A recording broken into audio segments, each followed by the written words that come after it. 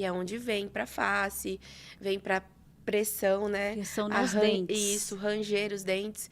Então, hoje, quando a gente fala tratamento para bruxismo, é uma espécie de buscar algo, né?